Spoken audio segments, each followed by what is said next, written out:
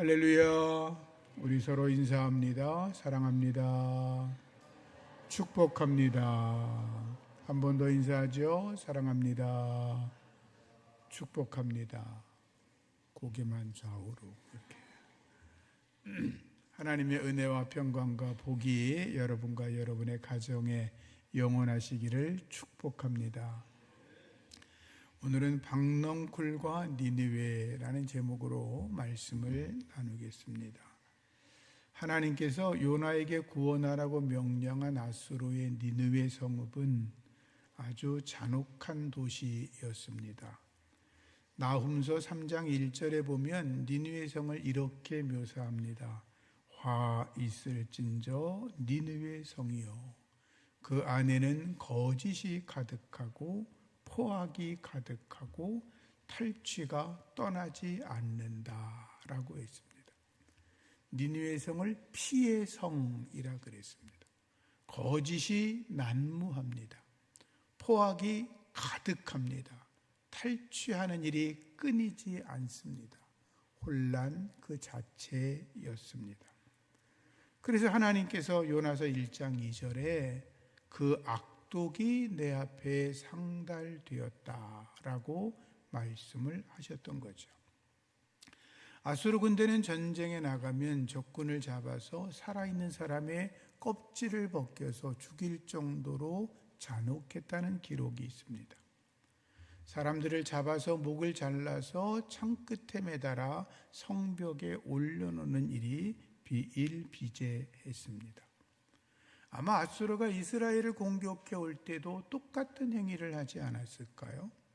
그리고 그런 모습을 지켜보던 요나의 가슴 속에는 아수르에 대한 아주 적대 감정이 가득했을 때고, 그래서 하나님께서 요나에게 너 니느웨에 가서 하나님의 말씀을 외치라고 했을 때 하나님 다른 건 몰라도 그것만은 아닌 것 같습니다 라고 했다고 생각이 듭니다. 요나서 4장은 요나의 불평으로 시작합니다. 먼저 말씀을 드렸지만 요나의 이름의 뜻은 비둘기라는 뜻입니다. 희망, 평화, 순결 또는 성령, 이런 걸 상징하는 그런 용어로 비둘기라고 성경에 많이 쓰여지는데, 그는 이름과는 달리 하나님을 향하여 불평하고 불순종하고 하나님을 원망합니다. 어떻게 보면 사람들이 자기 이름값을 하는 게 쉬운 일이 아닌 것 같습니다. 우리도 하나님의 아들, 하나님의 딸, 하나님의 자녀, 그리스도인이라고 그렇게 말하고 살지만 정작 뜯어보면 그렇지 않은 부분도 많고, 심할 때는 오히려 세상 사람들에게 손가락질을 당하는 부끄러울 때가 있지 않습니까? 바라기는 나 자신이 그리스도인이다, 하나님의 자녀다, 그런 정체성을 분명하게 하셔서 모든 이들 앞에서 주님의 향기를 드러내시기를 축복합니다. 요나의 불평은 성경을 읽다 보면 도를 넘었다라고 생각을 합니다. 하나님을 향하여 따집니다. 하나님, 제가 그러지 않았습니까? 제가 조국에 있을 때 하나님이 저에게 니느웨로 가라고 했을 때 제가 안 간 이유는 이런 일이 일어날 거라고 제가 하나님께 말하지 않았습니까? 제가 하나님을 등지고 다시스로 도망간 게 다 이유가 있다고 말하지 않았습니까? 하나님은 은혜로우시고 자비로우시고 노하기를 더디하시고, 그리고 인애가 크시기 때문에 니느웨 백성들이 회개하면 재앙을 내리지 않을 것을 제가 알고 있었습니다. 그래서 제가 니느웨를 재앙이 떨어지게 하려고 일부러 피해서 도망간 거 아니겠습니까? 그런데 하나님께서 제 생각을 들어주지 아니하시고 하나님 마음대로 이 니느웨 백성을 구원해 주셨으니 저는 이제 살 소망이 없습니다. 차라리 죽여 주시옵소서. 제 목숨을 거두어 가십시오. 차라리 죽는 것이 낫겠습니다. 아무리 화가 나도 그렇지 하나님께 자기 생명을 취해달라는 것은 좀 너무 심한 거 아닙니까? 하나님이 자기를 애지중지하고 사랑해 주는 것이 얼마나 좋았는지는 모르지만 자기 목숨을 담보로 하나님 앞에 생떼를 쓰는 것은 그건 아니지 않습니까? 그런데 하나님은 생떼를 쓰는 요나를 벌하지 아니하시고 그를 가르치시고 타이르십니다. 하나님이 그러십니다. 이놈아, 내가 억지 부리는 게 성을 부리는 이유가 뭐냐? 도대체 뭐가 불만이냐? 이렇게 말씀하십니다. 아시는 것처럼 요나는 하나님의 뜻에 불순종해서 바다에 던져졌습니다. 풍랑 속에 던져진 겁니다. 이미 죽은 목숨이었습니다. 그런데 하나님께서 큰 물고기 뱃속으로 그를 들어가게 하시고 사흘 동안이나 살려주지 않았습니까? 요나가 그때 처절하게 회개기도 합니다. 자기를 살려주신 하나님께 감사합니다. 스올의 뱃속에서 철저하게 회개하면서 살려만 주시면 하나님의 뜻대로 살겠다고 서원하며 기도하지 않았습니까? 그래서 하나님이 그를 큰 물고기로 하여금 육지에 토해내게 하시고 살려주셨고 다시 사명을 부여하지 않았습니까?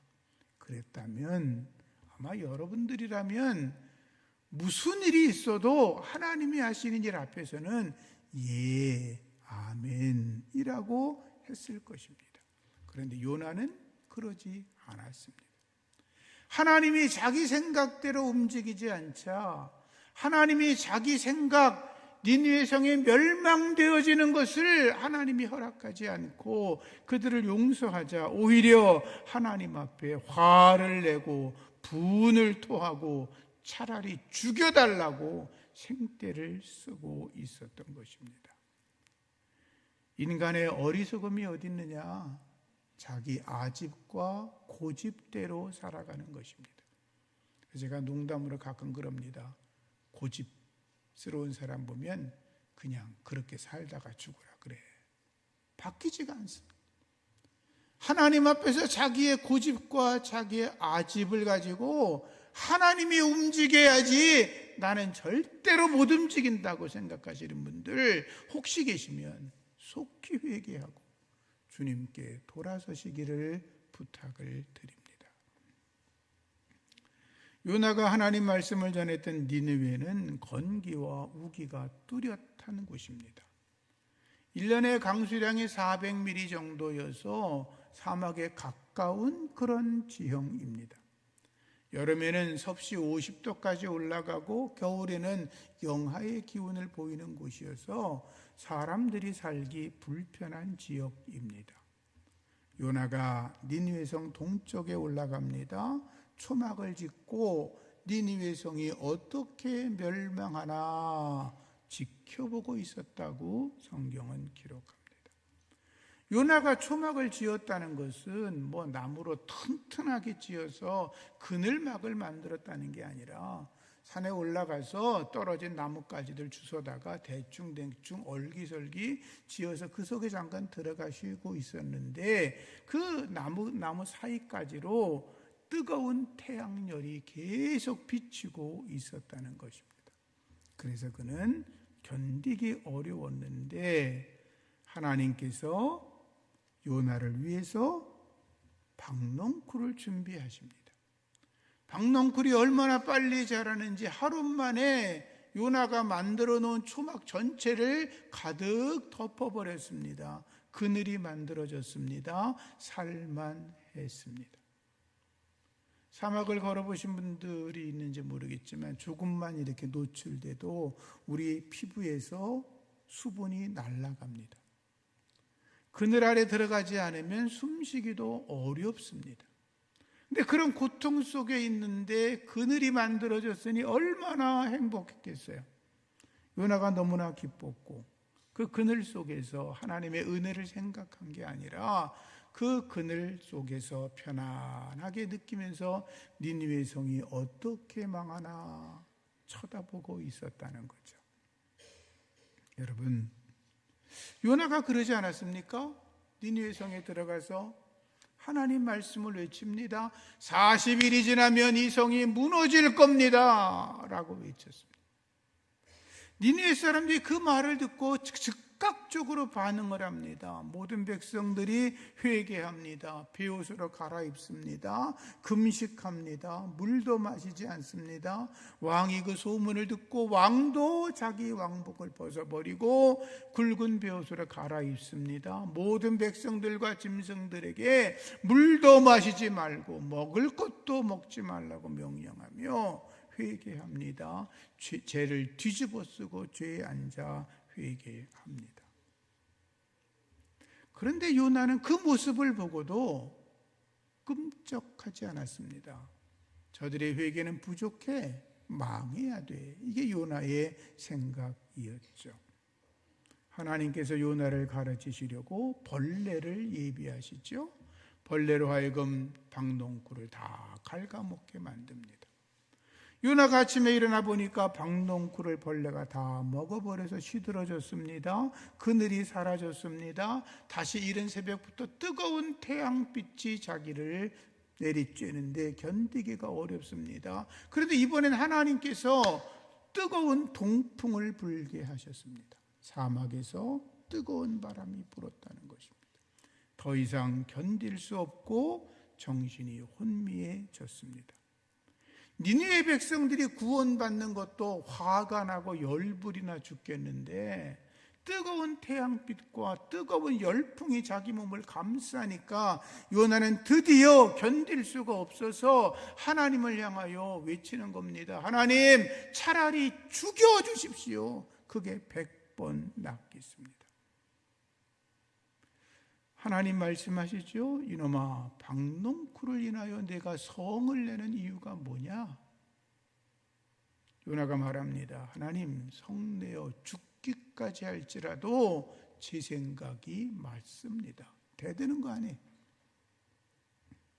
하나님이 다시 그럽니다. 요나야, 너는 수고하지도 않았고 기르지도 않았고 하룻밤에 났다가 하룻밤에 망한 이 박농쿨을 아끼고 사랑했는데 내가 이 큰 성읍 니느웨 좌우를 분별하지 못하는 자들도 12만 명이나 살고 있는데 그 사람들과 수많은 육축들을 사랑하는 게 당연하지 않니? 이렇게 말씀한 거죠. 이런 거죠. 이놈아, 박농쿨이 중하냐? 니느웨 성 12만 명이 중요하냐? 그냥 영화 대사대로 말하면 이놈아, 뭐가 중한디? 이런 거죠. 뭐가 중요한데? 너 한 사람을 위해서 있는 박농쿨이 중요하냐? 니느웨 성의 12만 명, 전체적으로 60만 명이나 되는 그 사람들을 살려내는 게 중요하냐? 하나님은 그렇게 물으셨던 거죠.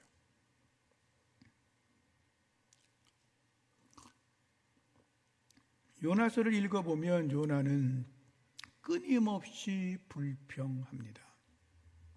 시편 37편 1절에 행악자를 인하여 불평하지 말라라고 하십니다. 아니, 하나님, 행악자들을 향하여 불평하지 말라니 무슨 말입니까? 하나님이 그러십니다. 이놈아, 악한 꾀를 이루는 자들을 인하여 불평하지 마라. 하나님, 악한 꾀를 가지고 있는 자가 얼마나 많은데 그들이 나를 얼마나 괴롭히는데 불평하지 말라니요? 하나님이 그러십니다. 분을 그치고 노를 버려라. 불평하지 마라. 행악에 치우칠 뿐이라. 행악자를 인하여 불평하지 않아야 되는 이유는 너희도 불평하다가 너희들도 악한 길에 빠질까 봐 염려가 돼서 하지 말라고 주님 말씀하시는 거죠. 그런데 성경의 말씀대로 하면 행악자를 인해서도 불평하면 안 되는데 여호와 하나님을 향하여 요나가 불평하고 있으니 그건 더더군다나 있을 수 없는 일이라는 거죠. 고린도전서 10장 10절 말씀에 저희 중에 어떤 이들은 원망하다가 멸망시키는 자에게 멸망을 당하였다, 이렇게 말씀하고 있어요. 사람들은 일반적으로 불평하는 사람과 가까이 하려고 하지 않습니다. 그들과 함께 이야기도 하려고 하지 않고 식사도 잘 하려고 하지 않고 그런 사람들이 모임에 있으면 그냥 슬그머니 빠져나갑니다. 불평하는 것은 스스로를 왕따시키는 어리석은 짓인 거죠. 등산을 좋아하시는 분들이 많으시더라고요. 우리 교회는 산에 높이 올라가시면 야호 하고 외치죠. 그럼 저쪽에서도 메아리가 들려와요. 근데 우리가 누군가를 향해서 나쁜 놈 그러면 제 귀에 돌아오는 말이 뭐예요? 나쁜 놈 그러는. 누군가를 향하여 좋은 사람, 복된 사람 그러면 내 귀에도 너는 복된 사람, 좋은 사람 들리는 거예요. 불평하지 말고 감사할 수 있기를 축복합니다.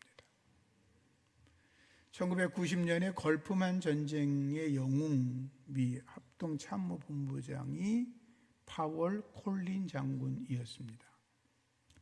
흑인이었습니다. 다국적군의 총사령관이었고 사막 보호작전을 이루어냈고 후에는 미국의 대통령 후보로도 거론되던 아주 훌륭한 분이죠. 근데 그는 명문가 출신이 아니라 뉴욕의 빈민가 출신이었습니다. 17살 때 콜라 공장에 아르바이트를 갔습니다. 그런데 얼굴이 허옇고 백인들에게는 콜라 기계 앞에서 콜라 담는 아르바이트를 줬고 자기한테는 얼굴이 거뭇하고 걸레를 던져주었습니다. 바닥이나 닦고 이거죠. 기분이 나빴어요? 불평할 만하죠. 왜 나는 걸레를 줍니까? 나도 저기 앉아서 일하고 싶은데. 그런데 그는 마음을 고쳐 먹습니다. 그래, 나는 청소하는 데 있어서 1인자가 될 거야. 열심히 청소합니다. 어느 날 어떤 사람이 이렇게 콜라를 싣고 지나가다가 실수를 해서 콜라 50박스를 깨트려 버렸습니다. 바닥에 흥건하지 않았겠어요? 그걸 전부 다 닦으면서 불평하지 않습니다. 그리고 그 어려움을 이겨냅니다. 공장장이 말합니다. 자네 일을 참 잘하는군. 내년에도 와서 일하지. 18살이 되어서 그곳에 아르바이트를 다시 갔더니 이번에는 콜라 기계 앞에서 콜라를 받는 그 의자 앉아 일하는 일을 주었습니다. 그 다음에 19살 때 일하러 갔을 때는 공장의 부감독으로 승진시켜서 그가 일하게 되었습니다. 어려운 환경 속에서 긍정적으로 감사하며 최선을 다한 그 삶의 습관이 그를 미국의 합창의장의 자리에 오르게 하였던 것입니다. 어려움이 찾아옵니까? 고난이 있습니까? 그것도 하나님이 내게 주시는 일인 줄로 믿으시고 이겨내셔서 승리하시기를 축복합니다. 요나는 매우 이기적이었습니다. 자기 생각대로만 됐으면 좋겠다. 영적 이기심이 강했습니다.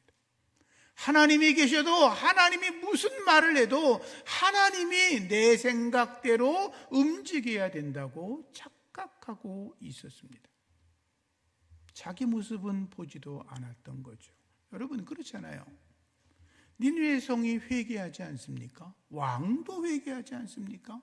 굵은 베옷을 입고 죄를 뒤집어 쓰고 죄에 올라앉아서 잘못했다고 살려달라 그러고 그리고 뭐 금식하고 뭐 자기만이 아니라 모든 백성도 짐승들도 먹지도 않고 마시지도 않겠다면 그 모습을 봤다면 요나는 선지자잖아요.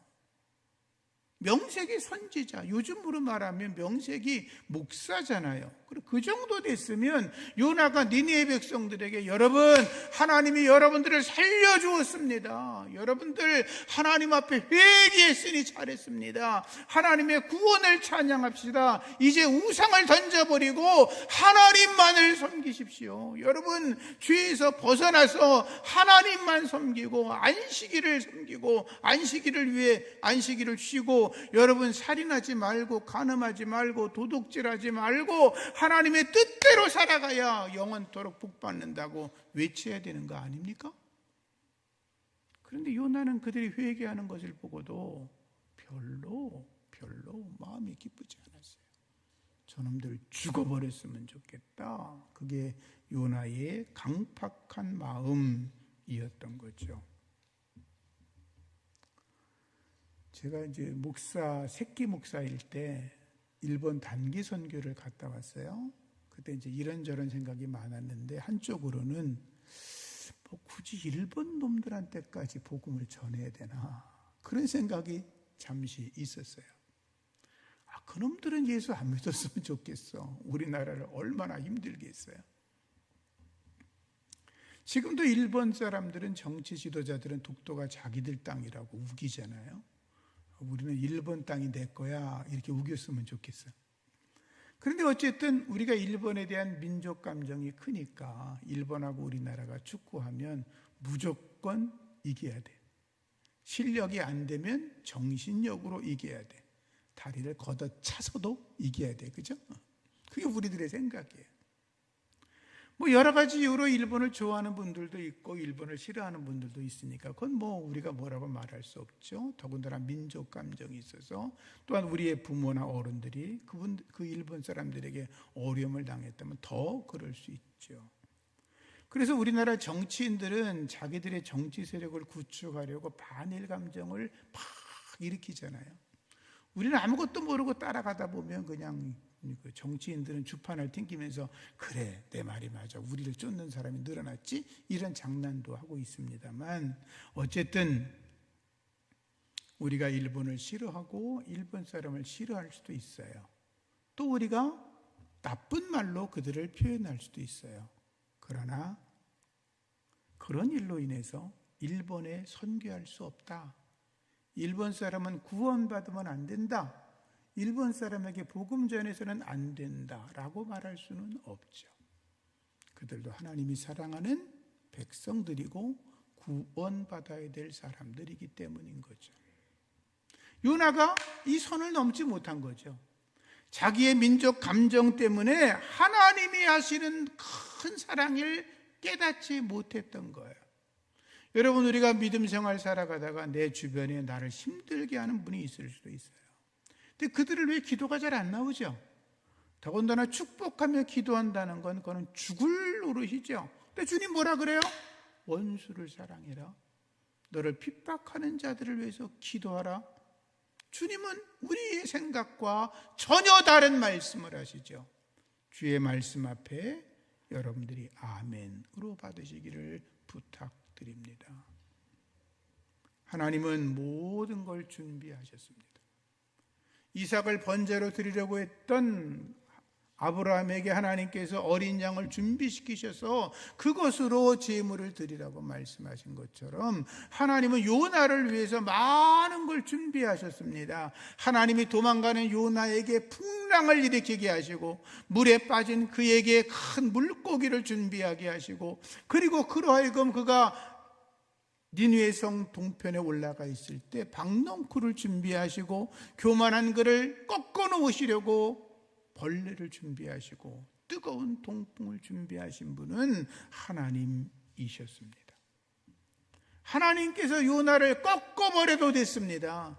다리 뭉덩이를 분질러 놓아도 그만이었습니다. 사실 우리가 알잖아요. 요나가 그 풍랑 속에 던져졌을 때 그는 죽은 목숨이었습니다. 하나님이 살려주지 않았으면 그는 죽었습니다. 그런데 하나님이 살려주었으니까 여러분들 같으면 어떤 일이 있어도 하나님 제가 잘못했습니다. 제가 서원 기도했으니 하나님께서 말씀하시면 무조건 예 아멘 하고 순종하겠다고 해야 되는데 요나는 마지막까지도 하나님 앞에 뻗팅기며 대드는 모습을 보잖아요. 따라하세요. 요나 얘기 들어보니까 다시 요나 얘기를 들어보니까 꼭 내 얘기네. 우리 모습과 뭐가 다릅니까? 하나님이 우리를 그렇게 사랑하셔서 아끼시고 살려주셨는데도 끝까지 버팅기잖아요. 하나님 내 기도 안 들어주셨죠? 하나님 이렇죠? 저렇죠? 계속 따지고 있지 않습니까? 차라리 나를 죽여버리세요 그러지 않습니까? 하나님 그러시면 교회 안 다닐 거예요. 하나님 그러시면 나 예수 안 믿을 거예요. 하나님 그러시면 내가 11조 안 할 거예요. 하나님 그러시면 내가 뭐 안 할 거예요. 하나님이 뭐 무섭다고 해요? 그분 앞에 겸손히 엎드리는 것이 은혜인 줄로 믿습니다. 하나님 말씀하는 거예요. 이놈아, 너 왜 화내니? 네가 한 일이 뭐가 있니? 네게 생명을 준 건 바로 나야. 네 죄를 용서해 준 것도 나야. 너에게 사명을 주어서 삶의 의미를 부여해 준 것도 나야. 너를 죽이지 않고 살려서 새로운 사명 준 것도 나지. 네가 뜨거운 태양을 견디지 못할 때 그늘 만들어 준 거 나야. 네가 너무나 교만해서 나한테 대적하려고 할 때 박농쿨을 갉아먹으라고 벌레를 보낸 것도 나야.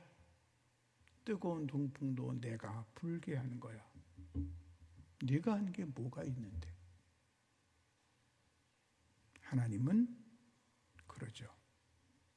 내가 너에게서 재앙을 벗어나게 하고 너를 살려준 것처럼 니느웨 성 사람들을 살려준 것도 나야.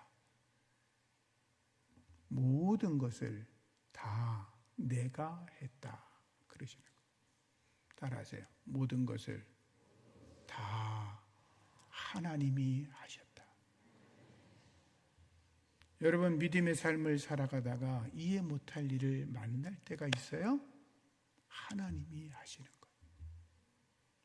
믿음의 생활을 살아갈 때 형통하게 되는 일도 있어요? 하나님이 하시는 거예요. 여러분이 하루하루를 살아가시면서 하나님이 나를 위해 예비하시고 준비하시고 이끄시는 것이 어떤 일인지를 발견할 수 있기를 축복합니다.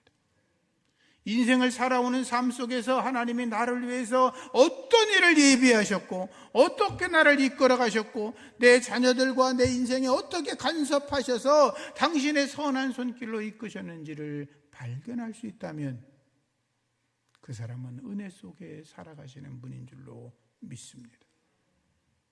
죄송하지만 저는 하나님의 손길을 늘 느낍니다. 하나님께서 어떨 때는 나를 간섭하셔서 제가 하고자 하는 일을 막아버리실 때도 있고, 어떨 때는 제가 예측지 못한 일을 미리 준비하셔서 형통하게 하실 때도 있고, 제 자녀들을 보면 막힌 길이 있어서 갈 곳이 없는데 하나님이 길을 여셔서 새로운 넓은 길로 이끄시는 것도 여러 번 보았습니다. 하나님이 다 준비하시는 것입니다. 우리가 할 일은 주님 앞에 엎드리는 겁니다. 우리가 할 일은 주님께 감사하는 겁니다. 우리가 할 일은 하나님 지금 내 앞에 나를 가로막는 것이 무엇인지 나는 알 수 없지만 하나님이 말씀하시면 이것을 넘어서서 새로운 하나님의 축복의 길로 나가기를 원합니다. 믿음으로 전진하는 것입니다. 요나서에서 여러 가지 말씀을 우리가 발견할 수 있습니다. 가장 중요한 것은 나가 아니라 하나님의 뜻대로 살아가야 된다는 것입니다. 나의 작은 생각 속에 거룩하고 넓고 크신 하나님을 집어넣으려고 하는 게 아니라 나의 생각을 하나님께 맡기고 그분의 뜻대로 살아가야 된다는 것입니다. 여호와께 돌아가시기를 축복합니다.